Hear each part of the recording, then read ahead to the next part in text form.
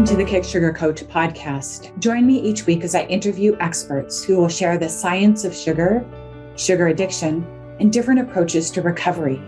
We hope to empower you with the information and inspiration, insights, and strategies you need to break up with sugar and fall in love with healthy whole foods so you can prevent and reverse chronic disease, lose weight, boost your mood and energy. Feel free to go to my website for details on my coaching programs and to access free resources, kicksugarcoach.com. Welcome, everybody, to an interview today with Dr. Nicole Avena. Dr. Nicole Avena has a new book out that she kindly sent me an advance copy. It's called Sugarless. Sugarless. The 7-step plan to uncover hidden sugars, curb your cravings, and conquer your addiction. Let me tell you a little bit more about Dr. Avena. She is a research neuroscientist. She's an expert in the field of nutrition, diet, but in particular, sugar and sugar addiction. She's the author of many books, one of which is also called What to Eat When You're Pregnant. She's currently an assistant professor of neuroscience at the Icahn School of Medicine at Mount Sinai, New York City, visiting professor in health psychology at Princeton University. She received her PhD in psychology and neuroscience from Princeton and has completed her postdoc in Rockefeller University as well. She has published over 100 scholarly articles. She has appeared as a consultant and on TV, The Dr. Oz Show, The Doctors, Fox, ABC, CNN, you name it. They have reached out to her to ask her to share her wisdom, her research, her pioneering research on the topic of sugar and sugar addiction. Welcome, Dr. Avena. Oh, thank you so much. So happy to be here to chat with you. So I just imagine everybody knows who you are, but maybe not. So maybe you could just add a little bit about how you became one of the world leading experts on the topic of sugar and sugar addiction. How did that happen?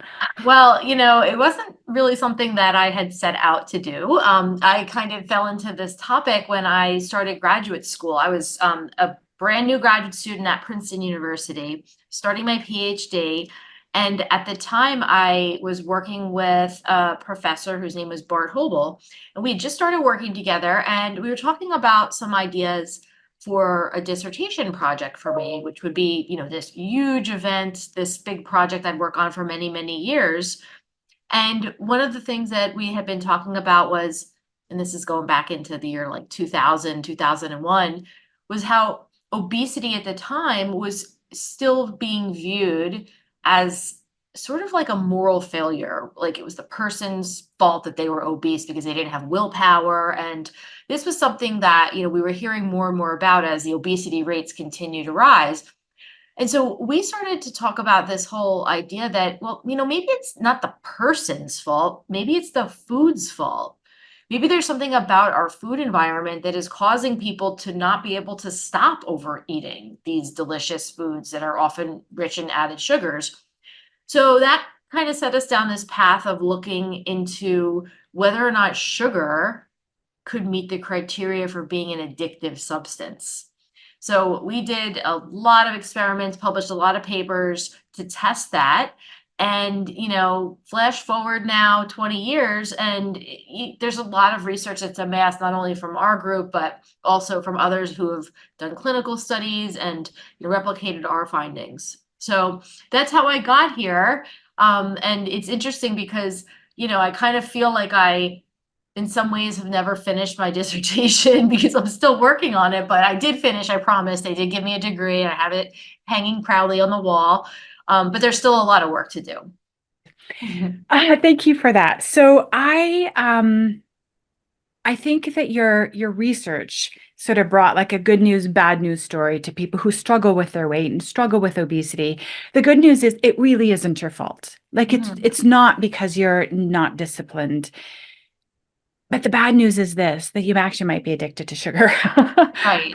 Right. So now you've awakened to the world to the fact this research is not just coming out of this little Rockefeller, whatever you were probably at Princeton at the time when you were doing that Mhm. research, right? Yeah. It's not just been coming out of Princeton. This has been replicated in universities and countries all around the world multiple times. We keep coming up with the exact same conclusion. Sugar is acts like an addictive substance.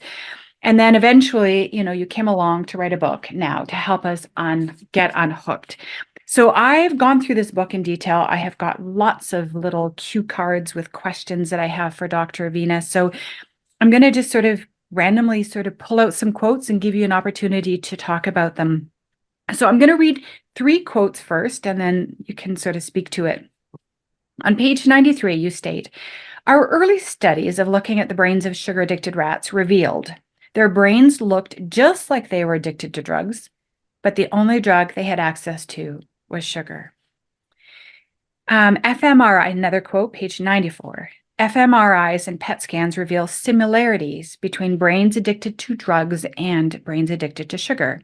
There is clear evidence of a brain change in rodents, and this has been captured across many human studies as well. And the final quote is, an addicted brain acts very different from a non-addicted brain. And I'm imagining it looks different as well when you do these scans. So tell us about that. What is the difference between, like, how can you tell an addicted brain versus a non-addicted brain? And Yeah, those are, great questions. I think that it's important to understand that there's multiple things that contribute to the development of addiction. And so, we have genetic components where, there's certain people who have certain alleles to the dopamine gene. And we know now that those individuals are at greater risk for developing an addiction. That doesn't mean they're going to become addicts in any way, but it does mean that they have a higher risk. When we talk about the brain, we've been looking at a variety of different things. One of the big hallmarks that we've looked at, that we've been able to look at, fortunately using our animal models, is the release of dopamine. Dopamine is a neurochemical in the brain, and in reward regions of the brain, it's associated with pleasure and euphoria. And one of the hallmarks of drugs of abuse is that every time you use a drug of abuse, it releases dopamine in those regions. And one of the things that we found to be really interesting about sugar was that sugar did the same thing. And that's not typical of food. Normally, foods don't release dopamine every single time you eat them, but sugar seemed to be different. And when we saw our animals binging on sugar, their brains were behaving in the sense that it was like a drug, in the sense that they were repeatedly releasing dopamine. So that's really one of the key features that we focused on. But, looking at other studies, there are regions of the brain that will show heightened activity in humans, especially in response to using drugs of abuse. And if you look at individuals who struggle with obesity or who are overeating, you can see that those same areas of the brain are also overactivated. So we're able to draw quite a few different parallels in terms of the brain science between what happens when someone is using drugs like alcohol, cocaine, heroin, and also what happens when someone is overeating sugar. right. And you have another quote that talks about how it's clear that foods high in sugar can change the brain. So what you're talking about is that if I consume sugar, there's clear regions of the brain that light up when a substance of addiction has been, brought into the bloodstream. But you're talking about in some places in your book where it actually changes the brain. How does it change the brain, and how do you know it has changed the brain? Well, it changes in a couple of different ways. So, first of all, it's changing in the way in which the receptors are being expressed for dopamine. So, you're going to have, more or less receptors being available depending on your history of use. And, that's part of the sort of neuroplasticity that's involved with addiction that causes these changes, these actual physical changes in the brain. And also, one of the things that we see from the addiction side of this is that if your brain is accustomed to over consuming sugar or using nicotine or drinking too much alcohol, over time, when you don't have access to those substances or you go too long in between having them, you start to show signs of withdrawal. You'll show, irritability, crabbiness, lethargy. there's different symptoms depending on the length of use and the type of substance that we're talking about. But the brain will also show those changes in the sense that there'll be alterations in the dopamine system that we can detect and other neurotransmitter systems. So we are able to see these changes that happen not only in terms of the way that our brain looks, but also in terms of the way we act in response to these changes that are occurring inside of our brain.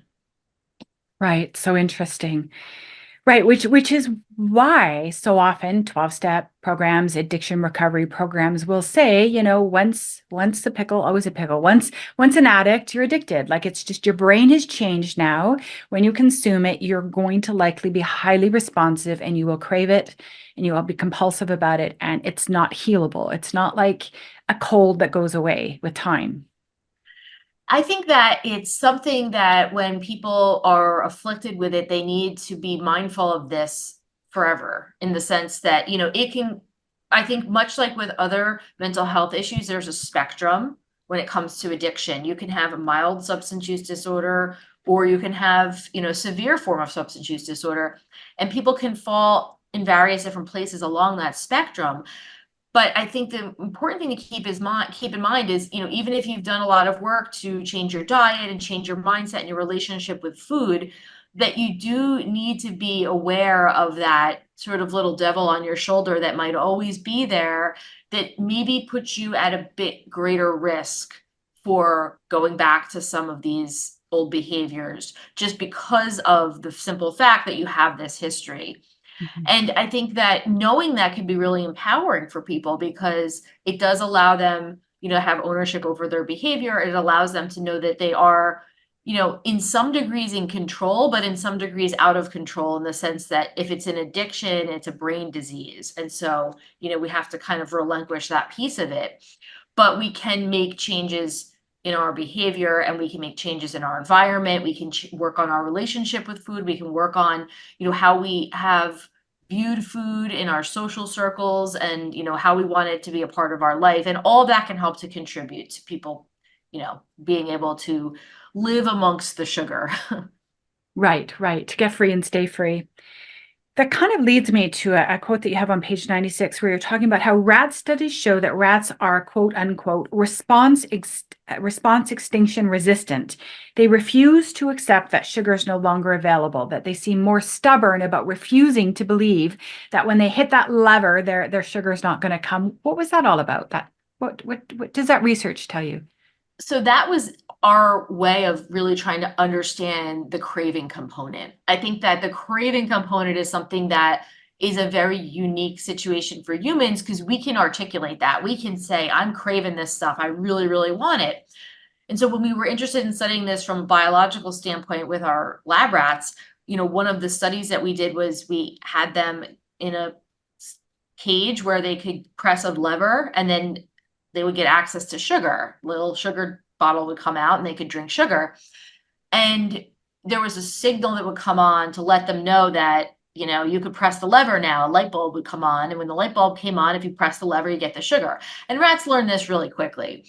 And what we would do then is after they've learned this really well, suddenly one day we would put the light bulb on, but the lever wouldn't produce sugar.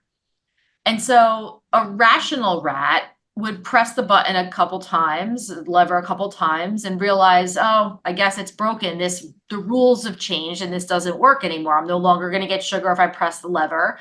So there's no point in pressing the lever. And that's called response extinction. So normal rats would slowly but surely just stop bothering pressing the lever. But what we found is that our rats that were addicted to sugar, they kept at it. They kept pressing that lever, even though they knew that the light bulb's on and nothing's coming out of the tube. We're not getting sugar.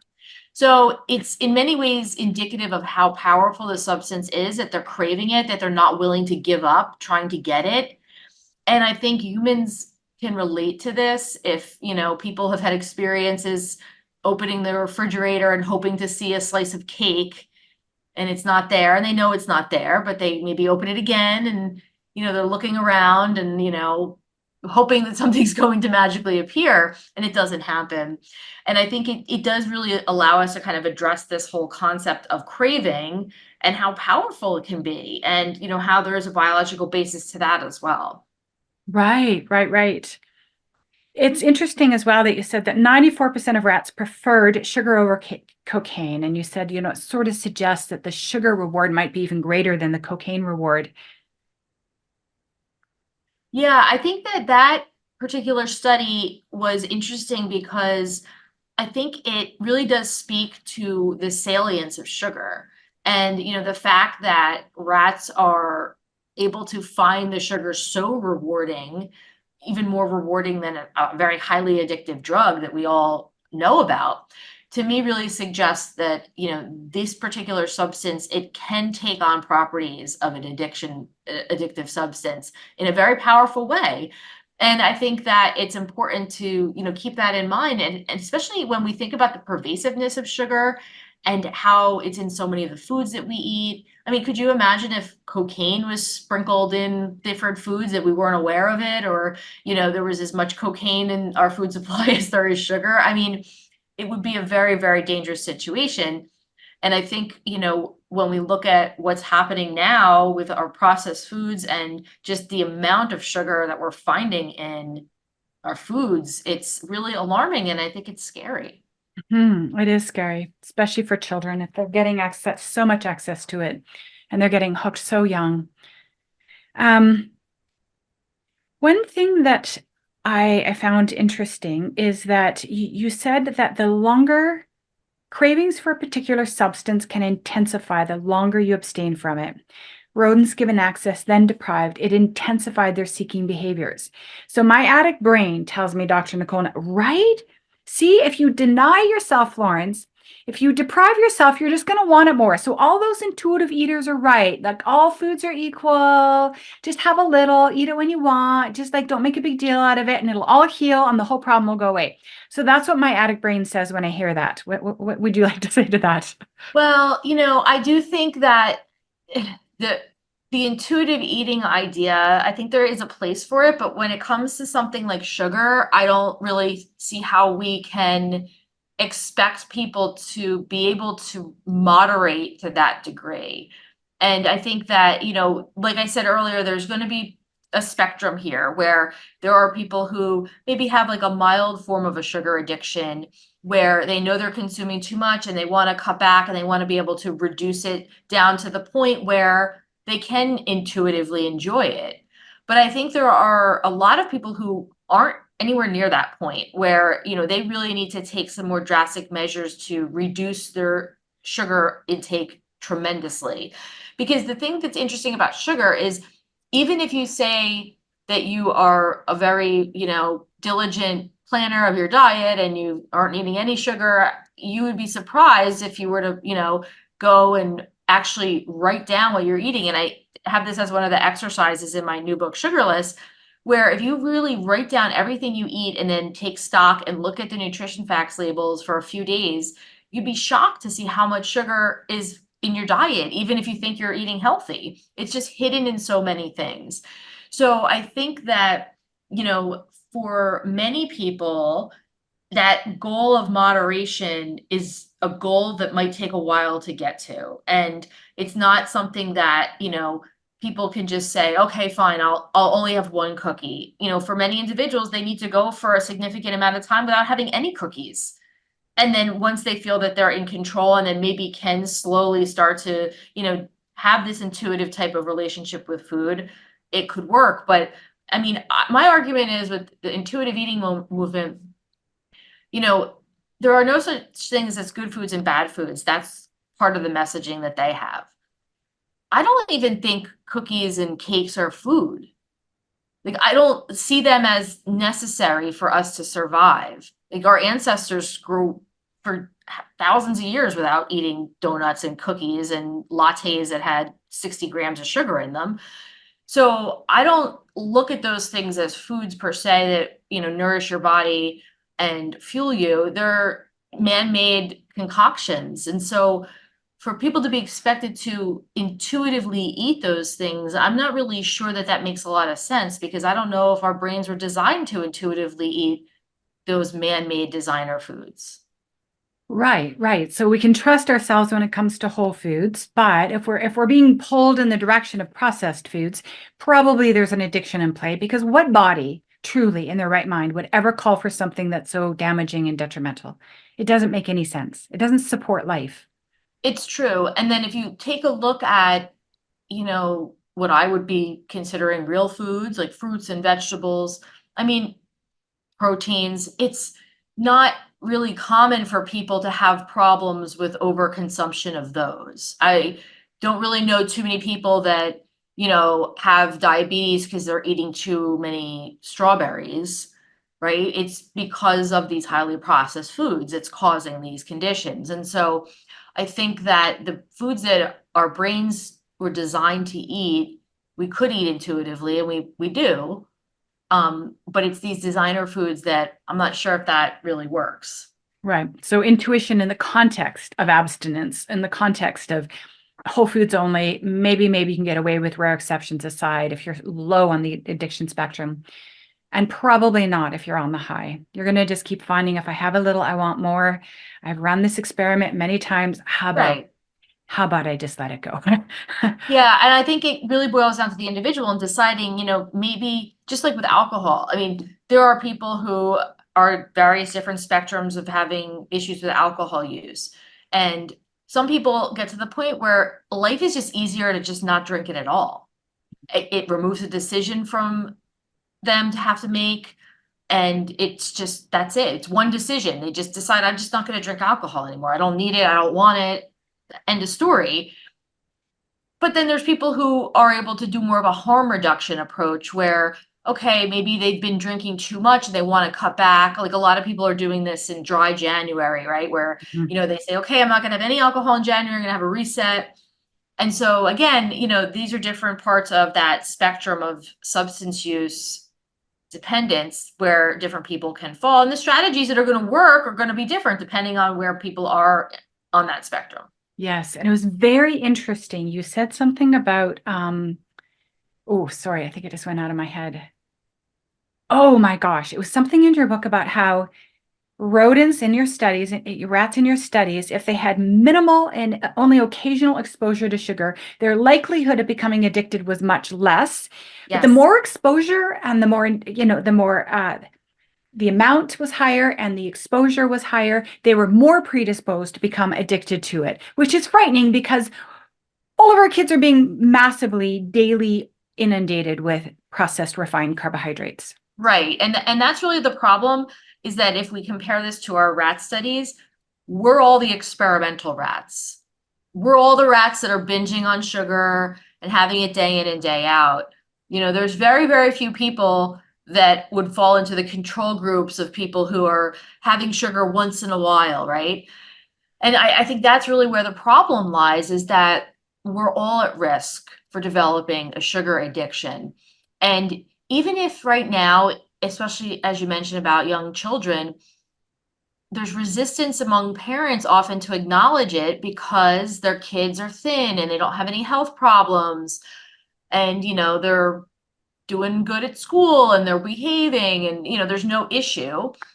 And, parents like to think, well, let me just let them have what they want. They enjoy themselves. I hear this quite a bit. Mhm. And my response is always, okay, but, they might be healthy right now on the outside, but you don't know necessarily what their liver looks like, and you don't know what's going on in terms of their blood. And you also are setting them up for a lifetime of problems when their health issues do manifest. And so when they're in their 20s and 30s and they start to get high blood pressure and cardiovascular issues, now they've trained their palates to be constantly expecting sugar, sugar, sugar. So it's going to make it more difficult for them to deal with those problems later on.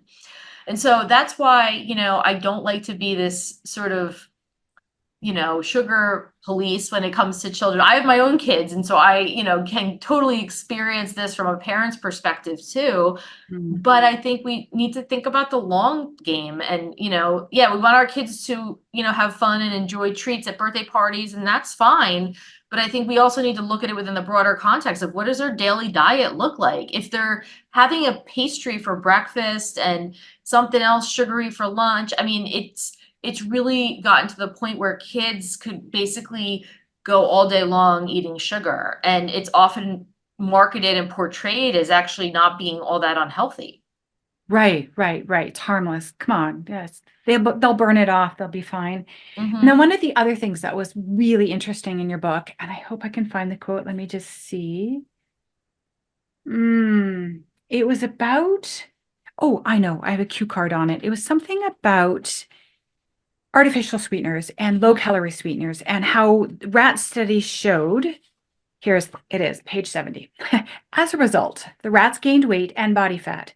Artificial sweeteners causing weight gain and obesity were also observed in humans. Several research studies show low-calorie sweeteners positively associate with higher BMI and this was fascinating. Sit down, everybody. Artificial sweeteners also affected the release of GLP-1 and the body, and it slowed down metabolism, and the body wound up burning less calories.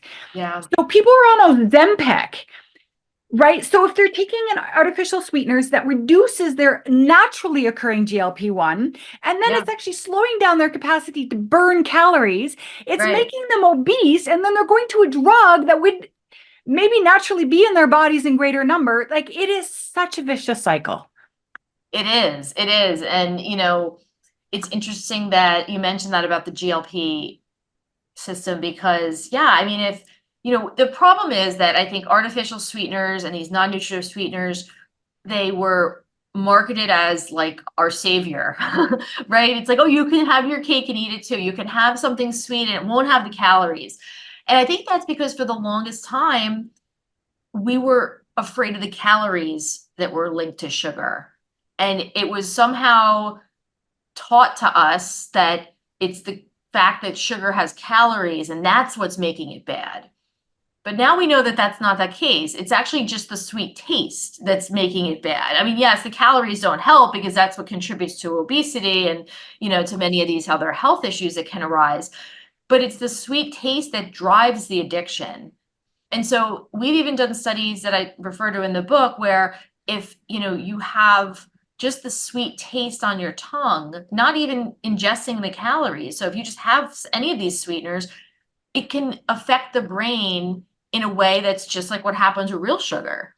And so your brain doesn't necessarily know that you're having a non-nutritive sweetener or you're having, one of these other alternative sweeteners. It just tastes sweet and it thinks, oh, we're having sugar. And so again, I really have kind of mixed feelings about these artificial sweeteners. I don't completely distrust them or kind of dismiss them because I do think for some individuals, especially people who are really, really struggling with added sugar, that psychologically using some of these can be helpful to bridge them away from added sugar. But I do think that the end game should be to reduce your dependence on all sweeteners. We've become so accustomed to having everything be so sweet. It's become so normalized that now, we just expect it. And so that's really the challenge is kind of breaking that association. And it doesn't have to always be so sweet. Right. And we don't give up sugar when we give up the modern refined ones. There's sugar in fruits and vegetables and grains and everything. All the plant kingdom have glucose and various different forms of sugar in them. We're not, Right. sh- we don't go sugarless. We just have healthy whole forms of sugar, and they're plenty satisfying once we recalibrate our taste bud. Just takes Yep. time. Yeah, it's true. And that's one of the really I'd say the biggest tenet of my book is it's not completely sugarless. It's sugarless, having less sugar on board. It's really going toward getting rid of the added sugar. Because it's true, I talk about how fruits can be your best friend when you're having a sugar craving because they're naturally sweet and they contain sugar. And so it's not really about, like you said, I love the way you said it about, it's about embracing the fact that, yeah, if we look at these natural foods that contain sugar, those are the ones that can help us and make us feel satisfied. But the problem is that, we've become so accustomed to these oversweetened, man-made processed foods that people don't taste grapes and think they taste sweet anymore. Because Right. compared to a chocolate bar or a granola bar or, Yep. any of these other things, it doesn't. They don't taste sweet. They just taste different. Right. Yes. I remember as I was on this journey that tasting Brussels sprouts and going, oh my Lord, they're almost overwhelmingly sweet. Almonds are sweet. Iceberg lettuce, you can taste the glucose in You all whole can. foods once you've recalibrated. So we're not going to go without the pleasure of sugar and sweet. It's just in the healthy whole food forms. There was a quote that you said on page 94 that I had to have read probably about 4 times. I'm like, I have no idea what this says. I have no idea. I thought, oh, I'm going to interview her. I'll ask her. Here's the direct words. Studies show the endogenous opioids are altered when addicted to sugar, just like when someone is addicted to opiates. What does that mean? So in our brain, we have what are known as endogenous opioids. And so basically, we have our own natural painkiller. So if I were to, let's say, stub my toe when I get up, it's going to hurt.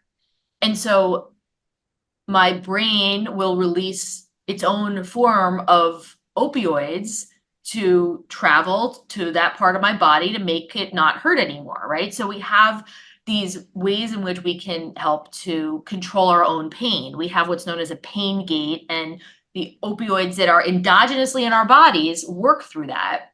The same with, you know, substances that are opiates. They can also affect the opioid system, and that's how come they can, make people feel really, really, really good to the point where they get addicted to them. So what's interesting about sugar is that we found in some of our studies that when we looked at the brains of our rats, that we could see that the endogenous opioid systems were altered, meaning that just by eating sugar, it looked like the rats were using morphine. The receptors for those opioids in their brain were upregulated. And so, in many ways, this is why sugar is a painkiller for some people. It's an emotional painkiller. Because if you think about it, if you're upset or you have a bad day and you want to make yourself feel better, we either consciously or subconsciously might turn to sugar and it will self soothe us. It'll make us feel better. And part of the way that happens is through those opioids in our brain. And so, in many ways, it is like taking a painkiller. And that is part of the reason why a lot of times people find that just like they get addicted to painkillers, they can get addicted to sugar because they're using it in a similar fashion. So it's literally acting like an opiate in the human body. Sugar is an Yes. opiate. Yes, it's affecting the endogenous opioid system. So yeah, it's acting like an opiate. And does it affect it in the sense that it lowers our own production of endogenous opioids? Like, does it do any sort of permanent alteration, or is it just coming into the bloodstream, you know, you know, binding into the opioid receptor sites, acting like a painkiller, and then it clears like all their painkillers out of the system when we're back at baseline? Or is it altering our baseline? No, it alters the baseline. And so that's part of the contributing factor as to why, just like with, prescription opiates, often you need more and more and more of them, right, in order to feel good. And this is part of the, problem with, painkillers and why we have, in many reasons, why we have, the epidemic of people who are addicted to opiates right now is because the dose will only be effective for so long. And the same with sugar. That's why we see sugar doses escalating over time. People need more and more. That's why, if you're having a bad day, a bite of ice cream is probably not going to satisfy your pain, but you seem that you're feeling better if you have several bites, right? And so over time, that need goes up, and that's because the brain has shown alterations in the receptors for the opioids, and they're expecting more and more in order to feel that same euphoria. Right, right. And when when you take it away, you're not, consuming sugar all day long, then you're left without enough of our naturally occurring endorphins, feel good neurotransmitters. So we're left short, and then we can wind up feeling like depressed and anxious and weepy and that kind of stuff. Yeah, and I think, part of the issue too is much like with painkillers, painkillers are going to make you feel really good really quick, right? Your aches and pains are going to go away much quicker than if, you were to sit there and, like, let's say if you had a back injury, you're going to do some really deep stretching or, put ice on it and you do these other methods. Those other methods might help to alleviate pain to some degree, but not as quickly and not as well as the painkiller would. And the sugar is the same way. I mean, we can, if you have a bad day or you're, just not feeling well and you need something to uplift you, you could go call a friend, you could go for a run, you could, do all this stuff. But we've become accustomed to the quick fix, which is often, let's just grab something that's got a bunch of sugar in it. Totally. Almost at the end of the research stuff, and then we'll move to the solution. So you talked a fair bit about food cues and how people that tend to overeat sugar, overconsume, maybe have weight issues, Mhm. show a greater sensitivity, that the cue comes up and the brain lights up, the dopamine's already flowing, and then they're more likely to cave and to eat it. And one part of your book on page 87, it said one large study showed food cues can influence food choices. 45 studies, 3,000 participants, and there was clear greater sensitivity to food cues in the brains of individuals who were overweight, and that the more sugar they consumed, the more sensitive they were to these cues, and that the cues themselves can spike dopamine. I don't know if you Yeah. wanted to add anything to that. No, I mean, I think the cues are a really big part of this, and we have to keep in mind, the food cues are all around us. It's the marketing, it's the advertisements, it's just the normalization of having these processed foods everywhere we go. And so I think, we need to keep that in mind that even when we're not purposely seeking out those cues or like paying attention to them, we're still being exposed to them. And how important it is to protect our brains, right? From the sights, the smells that maybe we don't for the first 30 days. It's a recommendation. And most 12-step food addiction recovery programs: don't eat out, don't socialize. If you have to, great, but avoid it if you can. Like, give your brain the opportunity to feel strong before it starts getting pulled off course. Okay, awesome. So your solution. So you talk Mhm. about how there's the three rules that get us started on the path of eating less sugar. What are those? Well, one of the things that I put together when I was developing this strategy, and this was based off of not only the research that we've done and that, I've been following from others for many, many years, but also about what practically works from a psychological standpoint. And I really put a lot of effort into evaluating the diet culture and how we have this diet industry that is built upon people failing. Because if we had a diet plan that would work, then people wouldn't need any other diet plan. And so one of the things that is one of the rules that I have in Sugarless is that, you know, we have steps that are outlined. There's like a 7-step plan, but the steps aren't linear, meaning that, you don't work your way through the steps and then it's over and you close the book. That's not how this is really meant to be. This is meant to change your relationship with food. It's meant to be something where you're on a journey and you're not trying to lose, 10 pounds for your high school reunion, or you're not, looking at this from the standpoint of some goal that is on that level. It's about changing your relationship with food to improve your health. And so as people work through the steps, it allows them to, be able to do some of the things that normally would cause people to just throw in the towel. So, part of it is being able to take a step back and Maybe, you need to reevaluate your relationship with the beverages that you're having and work on that because you thought you had that under control, but you don't because you're finding that, you're craving these sugary lattes when you walk past the store. And so building in a level of forgiveness, I think, was important because it allows people to be normal humans. And as we're in this environment, I mean, we're not able to control our environment. I mean, we're having these things thrown at us. We have social situations thrown at us. We have, just all kinds of different things that happen, haphazard schedules, work life issues that aren't always going to make it easy for us to control what we have in front of us. And in some cases, that might cause someone to maybe eat some stuff that now they wish they didn't. In a traditional diet plan, that would be telling somebody, oh, you failed. Now you didn't do it right. So go back to square one. But that's not how I have this developed. I have it developed where setbacks are something that we can embrace because we learn from them. And that's part of the journey. We're not in this linear relationship with sugar. We're in this relationship that's going to evolve as time goes on. Right. Your three rules were don't rush, take your time, unfold, maybe take out drinks first, right? Then work on your breakfast, then work on your dinner, then, finalize with lunch. Like it's just a gentle, like just take all the frantic and the self-criticism out of it. Is there anything you wanted to say? Do you want to go over the 7 steps of recovery, or do you want to highlight some, or? Well, I think that the way that I organized the steps was really, to kind of break this issue down for people who are maybe coming into the whole idea of sugar being addictive for the first time. Yeah.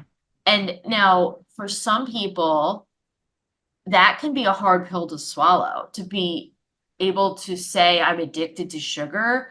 Some people have a hard time making that make sense to them and sort of embracing that. So understanding, that it's okay if you are addicted to sugar. There's lots of people who are addicted to sugar, and then there's a community of people that you can rely on and there's support. And, really that's what the book is about. It's about sort of living in a world if you're addicted to sugar and how you navigate that world, especially because it's a very sugar centric world. And I think, that's one of the steps is, admitting that you're addicted to sugar. And it's silly because some people are able to, okay, fine. Like, I think a lot of people who are your followers will have no problem admitting that because that's really been something that they've known for quite a while.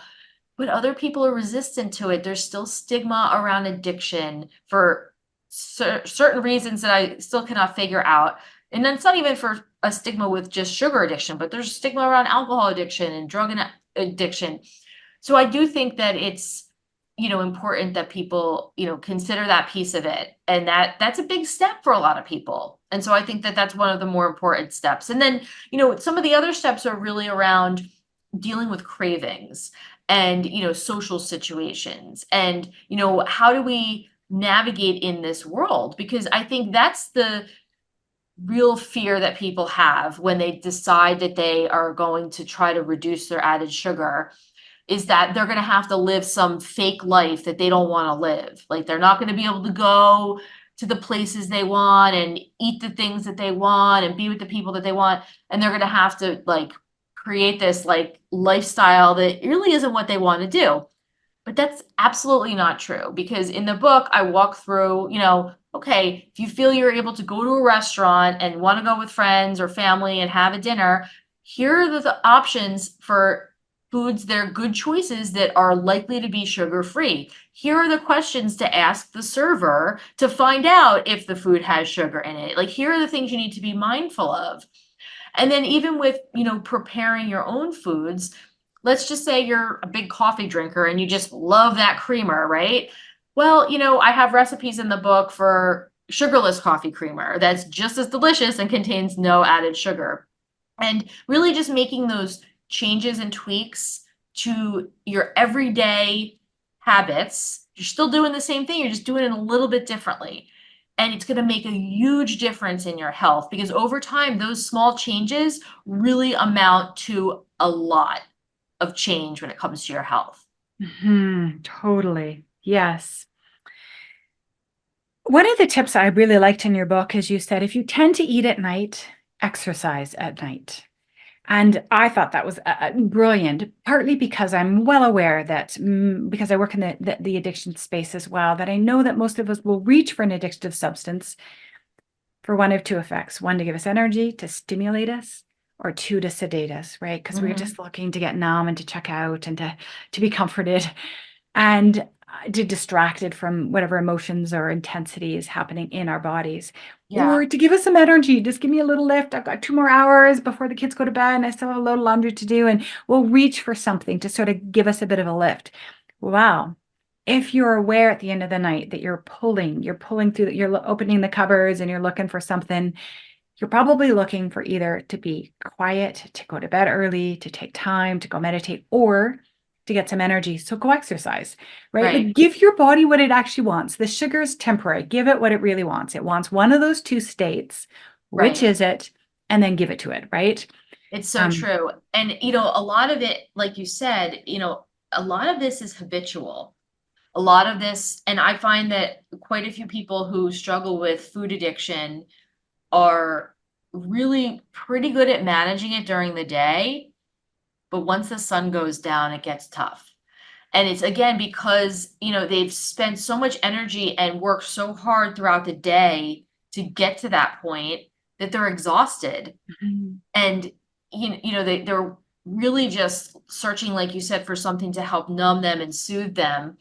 And it's, something that really, when you sit down and look at your behaviors and, the times when you tend to go for sugar and the times when you tend to be craving it, you can often pinpoint it to exact triggers, exact times of day, exact situations. And I mean, we're not going to erase those situations or make them not happen, but what we could do is understand that, okay, if I tend to really start to get a sugar craving when, I'm trying to cook dinner and the kids are asking for help with homework and the dog's barking and there's like a lot of chaos, I might say, okay, we need to revise that so that it's not so chaotic, so that I don't get that sugar craving. And so it can really be reflective when you start to look at the day-to-day activities that are what are triggers for many people's cravings for sugar. totally back to that whole idea of a Mm, cue leading to the food thought, the food urge that then, sort of we have to fight. And often we don't have the energy to fight it. It's easier to give in. So what are those times of days, those triggers that we can start to get smart about and then find alternatives or avoid them? yeah. So to recap, in terms of the science, what Dr. Avena says in her book is she makes a very compelling case that it's not just the properties of sugar, refined, processed sugars. It's actually sweet. Any and all sweet can activate the addiction. She points out that rats, sweet little rats living in their little cages, no trauma, no psychological issues, they're all the same, they're running around doing their little thing, they can become addicted. So Mhm. this whole sort of, there's two different ways that we've been blamed for our addictions. Like the obese have been blamed for being weak-willed. If you Right. just, pushed away from the table, there would be no problem. Or the addicts are also under this and under the same sort of microscope. We're like, well, what are your issues? What happened in your childhood? Hello, irrelevant. Okay, first of all, let's be clear. This is what addiction is. You consume a substance, in this case, sugar. It activates the addictive response. Dr. Avena's research shows clearly in rats and now clinical trials in humans that it alters the brain, Mhm. alters the endogenous opioids system. It has a neurophysiological impact on our bodies. It is first, foremost, and fundamentally a neurophysiological experience. That's what it is. And so all this other stuff, wonderful to look at our issues, wonderful to do, all that other good stuff. But fundamentally, if we're going to deal with a neurophysiological problem, we need to keep it simple and not consume the substance that activates like the Yeah. problem is clear, the solution is clear. No Right. first bite, no problem. But the other piece, then this gets into the solution piece, is that the journey, the journey to where we want to wind up, being the whole food man, the whole food woman, is one that Dr. Avena's book is different than other books in this space because it is more harm reduction oriented. It's more for the beginner. It's more for the person who's just going, what? Sugar could be addictive? Like, wow, what do I do now? Takes you very gentle. She has this wonderful quote where she says, research shows that people who stick with their dietary changes long term don't have an all or nothing approach. They're flexible. There'll be ups and downs. They acknowledge those. They allow for those, that they're on a journey, is possibly a multi-year journey, and to just slowly move in the direction of where we want to go so that we're not doing these extreme sort of deprivation and then binging cycles that we can see in the whole diet culture. Yeah, you articulated so well. I love hearing you talk about the book. It's so true. And again, that's really my goal. It's like an anti-diet book because there are plenty of diet books out there. If people want to follow them, that's great. There's tons of options. I really wanted this to be very different. It's a book about psychology and it's a book about health and neuroscience and how our food environment is laying on top of all of those things.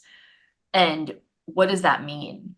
And I really think that, even though the book is designed to help people who are struggling with a food addiction, it is beneficial to anyone who's looking to reduce their intake of added sugar. And let's face it, we all can stand to reduce our intake of added sugar. When we look at the statistics, depending on which surveys you're looking at, between 17 to 22 teaspoons a day of added sugar is what the average American is consuming.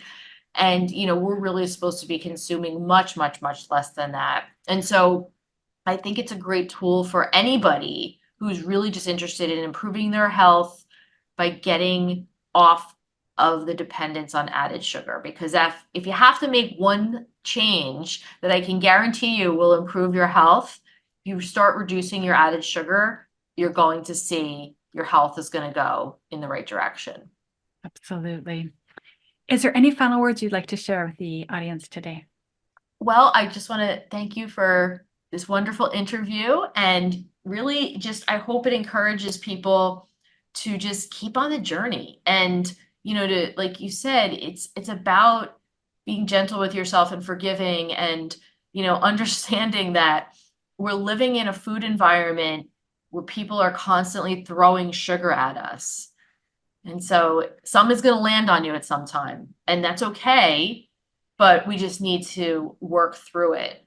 And I do think we need to really think about how our food environment is changing. And I'm hoping that the book will inspire, some serious changes that can happen so that we can really reduce our dependence on added sugar, if not for ourselves, but for the next generations to come. Absolutely. Thank you so much for your time today and for writing your book. Oh, thank you. Bye, Betty. Thanks for tuning in this week. If you would like more interviews, more information, and more inspiration on how to break up with sugar, go to my YouTube channel, Kick Sugar Coach, or my website, kicksugarcoach.com. See you next week.